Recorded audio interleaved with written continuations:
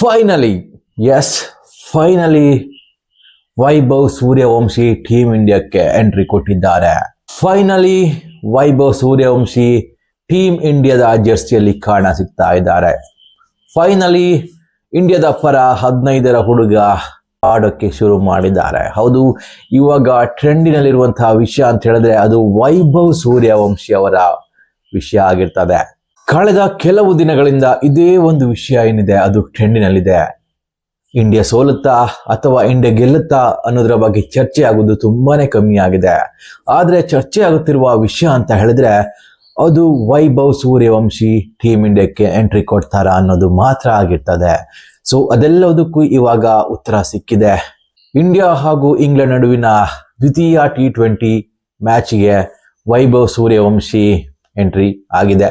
So ಈ ಮೂಲಕ ವೈಭವ್ ಸೂರ್ಯವಂಶಿ ಮತ್ತೊಂದು ದಾಖಲೆಯನ್ನು ಕೂಡ ಸೃಷ್ಟಿ ಮಾಡಿದ್ದಾರೆ. ಆ ದಾಖಲೆ ಏನಂತ ಹೇಳಿದ್ರೆ ಇಂಡಿಯಾದ ಪರ ಅತಿ ಕಿರಿಯ ವಯಸ್ಸಿನಲ್ಲಿ ಇಂಟರ್ನ್ಯಾಷನಲ್ ಕ್ರಿಕೆಟ್ ಆಡಿದಂತಹ ಒಂದು ದಾಖಲೆ ಏನಿದೆ ಅದು ಇವಾಗ ವೈಭವ್ ಸೂರ್ಯವಂಶಿ ಅವರಿಗೆ ಬರ್ತಾ ಇದೆ. ಸೊ ಇಂಡಿಯಾ ಪರ ಹುಡುಗಿಯರಾಗಲಿ ಅಥವಾ ಹುಡುಗರಾಗಲಿ ಓವರ್ ಆಲ್ ನೋಡೋದಾದ್ರೆ ಇಂಡಿಯಾ ಪರ ಅತಿ ಕಿರಿಯ ಆಟಗಾರ ಅಂತ ಹೇಳಿದ್ರೆ ಅದು ವೈಭವ್ ಸೂರ್ಯವಂಶಿ ಅವರು ಆಗಿರ್ತಾರೆ. 15 ವರ್ಷ ಹಾಗೂ 99 ದಿನಗಳೇನಿದೆ ಅದು ವೈಭವ್ ಸೂರ್ಯವಂಶಿ ಅವರ ಏಜ್ ಆಗಿರ್ತದೆ. ಸೊ ಇದು ಅತಿ ಕಿರಿಯ ಇಂಡಿಯಾದ ಆಟಗಾರನಾಗಿರ್ತಾನೆ. ಈ ಮೂಲಕ ವೈಭವ್ ಸೂರ್ಯವಂಶಿ ಮತ್ತೊಂದು ದಾಖಲೆ ನಿರ್ಮಾಣ ಮಾಡಿದ್ದಾರೆ ಅಂತ ಹೇಳ್ಬಹುದು. ಇನ್ನುಳಿದಂತೆ ನೋಡೋದಾದ್ರೆ ಶಫಾಲಿ ವರ್ಮಾ ನಂತರದ ಸ್ಥಾನದಲ್ಲಿ ಬರ್ತಾರೆ. ಸೊ ಲೇಡೀಸ್ ನಲ್ಲಿ ನೋಡೋದಾದ್ರೆ ಶಫಾಲಿ ವರ್ಮಾ ಅತಿ ಕಿರಿಯ ಆಟಗಾರ ಆಗಿರ್ತಾರೆ. ಆದ್ರೆ ಓವರ್ ಆಲ್ ನೋಡೋದಾದ್ರೆ ವೈಭವ್ ಸೂರ್ಯವಂಶಿನಿ ಇವಾಗ ಅತಿ ಕಿರಿಯ ಆಟಗಾರನಾಗಿ ಎಂಟ್ರಿ ಕೊಟ್ಟಿರ್ತಾರೆ. ಇನ್ನು ಕೇವಲ ಮೆನ್ಸ್ ಕ್ರಿಕೆಟ್ ನೋಡೋದಾದ್ರೆ ಸಚಿನ್ ತೆಂಡೂಲ್ಕರ್ ಅವರ ಬಳಿ ಇದ್ದಂತಹ ಈ ದಾಖಲೆಯನ್ನು ಕೂಡ ವೈಭವ್ ಸೂರ್ಯವಂಶಿ ಅವರು ಮುರಿತಾರೆ. ಸೊ ಈ ಮೂಲಕ ಕೆಲವೊಂದಿಷ್ಟು ಜನರ ಬಾಯಿ ಮುಚ್ಚಿಸಿರ್ಬಹುದು ವೈಭವ್ ಸೂರ್ಯವಂಶಿ. ಯಾಕಂತ ಹೇಳಿದ್ರೆ ಕೆಲವೊಂದಿಷ್ಟು ಜನ ವೈಭವ್ ಸೂರ್ಯವಂಶಿ ಅವರ ಎಂಟ್ರಿಗೆ ತುಂಬಾನೇ ಅಡ್ಡಗಾಲಾಗಿ ನಿಂತಿದ್ರು ಅಂತ ಹೇಳ್ಬಹುದು. ಸೊ ಇವಾಗ ಜನರ ಅಥವಾ ಅಭಿಮಾನಿಗಳ ಪ್ರೆಷರ್ ಏನಿದೆ ಅದು ವೈಭವ್ ಸೂರ್ಯವಂಶಿ ಅವರಿಗೆ 2ನೇ ಮ್ಯಾಚ್ ನಲ್ಲಿ ಅವಕಾಶ ಕೊಡುವಂತೆ ಮಾಡಿರ್ಬಹುದು ಅಂತ ಅನಿಸ್ತಾ ಇದೆ. ಇಲ್ಲವಾದಲ್ಲಿ ವೈಭವ್ ಸೂರ್ಯವಂಶಿ ಅವರಿಗೆ ಈ ಮ್ಯಾಚ್ ನಲ್ಲಿಯೂ ಕೂಡ ಅವಕಾಶ ಸಿಗುವುದು ತುಂಬಾನೇ ಕಷ್ಟ ಅಂತ ಹೇಳಲಾಗ್ತಾ ಇತ್ತು. ಆದ್ರೂ ಕೂಡ ಏನೋ ಚಮತ್ಕಾರ ಎಂಬಂತೆ ವೈಭವ್ ಸೂರ್ಯವಂಶಿ 2ನೇ ಮ್ಯಾಚ್ ನಲ್ಲಿ ಆಟ ಆಡೋಕೆ ಇಳಿದಿದ್ದಾರೆ. ಆಟ ಆಡೋಕೆ ಇಳಿದಂತಹ ವೈಭವ್ ಸೂರ್ಯವಂಶಿ ಅವರ ಇನ್ನಿಂಗ್ಸ್ ಏನಿದೆ ಅಷ್ಟೊಂದು ಒಳ್ಳೆ ರೀತಿ ಇಲ್ಲ, ಒಂದು ಒಳ್ಳೆ ಸಂಕೇತ ಅಲ್ಲ ಅಂತ ಹೇಳ್ಬೋದು. ಮೊದಲ ಬಾರಿ ಕಣಕ್ಕೆ ಇಳಿದಂತಹ ವೈಭವ್ ಸೂರ್ಯವಂಶಿ ಅವರ ಬ್ಯಾಟಿಂದ ಬಂದಿದ್ದು ಕೇವಲ 14 ರನ್ಗಳು. ಅದು 9 ಬಾಲ್ ನಲ್ಲಿ ಆಗಿರ್ತದೆ. ಮೊದಲ ಬಾಲಿನಲ್ಲೇ ಜೋಫ್ರಾ ಆರ್ಚರ್ ಅವರ ಎಸೆತಕ್ಕೆ ಸಿಕ್ಸರ್ ಬಾರಿಸ್ತಾರೆ. ಅವಾಗ್ಲೇ ಅನ್ಕೊಂಡಿರ್ತೀವಿ ಇನ್ಮೇಲೆ ಹಬ್ಬ ಶುರುವಾಯ್ತು ಅಂತ. ಆದ್ರೆ ಆ ತರ ಯಾವುದೇ ರೀತಿಯಾದಂತಹ ಒಂದು ಸನ್ನಿವೇಶ ನಡೆಯುವುದಿಲ್ಲ. ನಂತರ ವೈಭವ್ ಸೂರ್ಯವಂಶಿ ಅತಿ ಸುಲಭದಲ್ಲಿ ಔಟ್ ಆಗ್ತಾರೆ ಅಂತ ಹೇಳ್ಬೋದು. ಅದು ಸ್ಟಂಪಿಂಗ್ ಆಗ್ತಾರೆ ವಿಲ್ ಜಾಕ್ಸ್ ಅವರ ಬಾಲಿಂಗ್ ನಲ್ಲಿ. ಸೊ ಸ್ವಲ್ಪ ಡಿಸಪಾಯಿಂಟ್ಮೆಂಟ್ ಆಗೇ ಆಗ್ತದೆ. ಸೊ ನಾವೆಲ್ಲ ಕಾಯ್ತಾ ಇದ್ದಿದ್ದು ಕೇವಲ ವೈಭವ್ ಸೂರ್ಯವಂಶಿ ಅವರ ಆಟಕ್ಕಾಗಿ ಆಗಿರ್ತದೆ.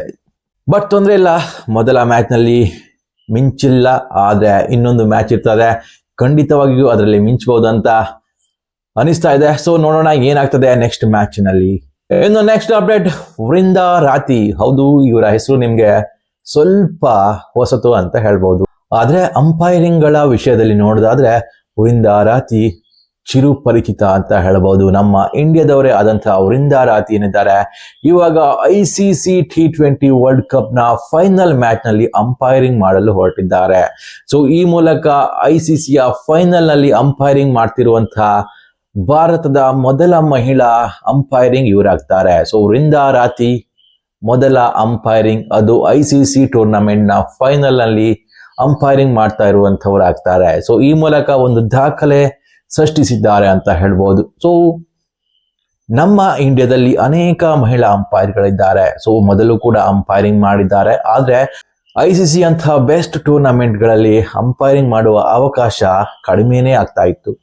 ಆದ್ರೆ ಇದೆಲ್ಲದಕ್ಕೂ ಮೀರಿ ಇವಾಗ ನಮ್ಮ ವೃಂದಾ ರಾತಿ ಏನಿದ್ದಾರೆ ಅವರು ICC ಯ ಫೈನಲ್ ಮ್ಯಾಚ್ ನಲ್ಲಿ, ಅದು T20 ಮಹಿಳಾ ವರ್ಲ್ಡ್ ಕಪ್ ನ ಫೈನಲ್ ಮ್ಯಾಚ್ ನಲ್ಲಿ ಅಂಪೈರಿಂಗ್ ಆಗಿ ಇತಿಹಾಸ ಸೃಷ್ಟಿ ಮಾಡಲಿದ್ದಾರೆ. ಸೊ ಬೆಸ್ಟ್ ವಿಶಸ್ ಅವರಿಗೆ ಇದ್ದೇ ಇರ್ತದೆ ನಮ್ಮ ಕಡೆಯಿಂದ. ಇನ್ನು ನೆಕ್ಸ್ಟ್ ಅಪ್ಡೇಟ್, ಕಪಿಲ್ ದೇವ್ ಅವರ ಸಾಥ್ ನಮ್ಮ ವಿರಾಟ್ ಕೊಹ್ಲಿ ಹಾಗೂ ರೋಹಿತ್ ಶರ್ಮಾ ಅವರಿಗೆ ಸಿಕ್ಕಿದೆ. ಹೌದು, ಕಪಿಲ್ ದೇವ್ ಇದ್ದಾರೆ.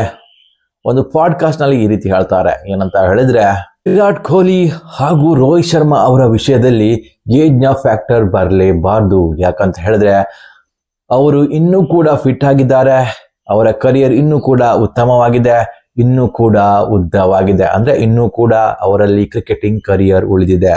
ಸೊ ಅವರ ಏಜ್ ನ ಬಗ್ಗೆ ಇಲ್ಲಿ ಯಾರೊಬ್ಬರು ಮಾತಾಡಬಾರ್ದು, ಅವರನ್ನು ಸೈಡ್ ಲೈನ್ ಮಾಡುವ ಬಗ್ಗೆ ಇಲ್ಲಿ ಯಾರು ಕೂಡ ಮಾತಾಡಬಾರ್ದು. ಯಾಕಂತ ಹೇಳಿದ್ರೆ ಅವರ ಕೊಡುಗೆ ಇದೆಯಲ್ಲ ಟೀಮ್ ಇಂಡಿಯಾಕ್ಕೆ, ಅದು ತುಂಬಾನೇ ದೊಡ್ಡದಂತ ಹೇಳಿದ್ದಾರೆ. ಮಾತ್ರವಲ್ಲದೆ ವಿರಾಟ್ ಕೊಹ್ಲಿಯಲ್ಲಿ ಇನ್ನೂ ಕೂಡ ಟೆಸ್ಟ್ ಕ್ರಿಕೆಟ್ ಬಾಕಿ ಉಳಿದಿತ್ತು, ಆದ್ರೆ ಅವರು ಬೇಗನೆ ರಿಟೈರ್ಮೆಂಟ್ ಘೋಷಣೆ ಮಾಡಿದ್ದಾರೆ. ಆದ್ರೆ ಒಂದ್ ವೇಳೆ ಅವರು ಆಡಿದ್ರೆ ಇನ್ನೂ ಅವರ ಬ್ಯಾಟಿಂದ ಹಲವು ಇನ್ನಿಂಗ್ಸ್ಗಳು ಬರ್ತಾ ಇತ್ತು ಅಂತ ಅವರು ಈ ಒಂದು ಪಾಡ್ಕಾಸ್ಟ್ ನಲ್ಲಿ ಹೇಳಿರ್ತಾರೆ. ವಿರಾಟ್ ಕೊಹ್ಲಿ ಅವರ ಫಿಟ್ನೆಸ್ ಇರ್ಬೋದು, ಇದು ಎಲ್ಲರಿಗೂ ಮಾದರಿ ಅಂತ ಅವ್ರು ಹೇಳಿರ್ತಾರೆ. ಸೊ ಕೆಲವೊಂದು ಕ್ರಿಕೆಟರ್ ಏನಿದ್ದಾರೆ ಅವರು ರೋಹಿತ್ ಶರ್ಮಾ ಹಾಗೂ ವಿರಾಟ್ ಕೊಹ್ಲಿಯನ್ನು ವರ್ಲ್ಡ್ ಕಪ್ ನಲ್ಲಿ ನೋಡೋಕೆ ಇಷ್ಟಪಡ್ತಾರೆ. ಸೊ ಅದೇ ರೀತಿ ಅವರ ಒಂದು ವಾದವೂ ಆಗಿರ್ತದೆ. ಏನಂತ ಹೇಳಿದ್ರೆ, ಈ ಇಬ್ಬರು ಪ್ಲೇಯರ್ ಗಳಿದ್ರೆ ನಮ್ಮ ಇಂಡಿಯಾ ಈ ಬಾರಿಯ ವರ್ಲ್ಡ್ ಕಪ್ ವಿನ್ ಆಗೋದಕ್ಕೆ ಸಾಧ್ಯವಾಗ್ತದೆ ಅಂತ ಹೇಳ್ತಾರೆ. ವಿರಾಟ್ ಕೊಹ್ಲಿ ಅಥವಾ ರೋಹಿತ್ ಶರ್ಮಾ ಇವರಿಬ್ಬರು ಇಲ್ಲದೆ ಟೀಮ್ ಇಂಡಿಯಾ ವರ್ಲ್ಡ್ ಕಪ್ಗೆ ಹೋದ್ರೆ ಅಲ್ಲಿ ಖಂಡಿತ ಹೀನಾಯವಾಗಿ ಸೋಲ್ತದೆ ಅನ್ನೋದು ಕೂಡ ಕೆಲವೊಬ್ಬರ ವಾದವಾಗಿರ್ತದೆ. ಹೋಪ್ ಫಾರ್ ದಿ ಬೆಸ್ಟ್ ಅಂತ ಹೇಳೋಣ. ಸೊ ರೋಕು ಜೋಡಿ ಮುಂದಿನ ವರ್ಲ್ಡ್ ಕಪ್ ನಲ್ಲಿ ಮತ್ತೆ ಕಾಣ ಸಿಗ್ಲಿ. ಇದು ಈ ಹೊತ್ತಿನ ಅಪ್ಡೇಟ್. ಯಾರಿಗಾದಿಷ್ಟ ಆದ್ರೆ ಲೈಕ್ ಮಾಡಿ, ಹಾಗೇನೆ ಸಬ್ಸ್ಕ್ರೈಬ್ ಮಾಡೋದಂತೂ ಮರಿಬೇಡಿ. ನಮಸ್ಕಾರ.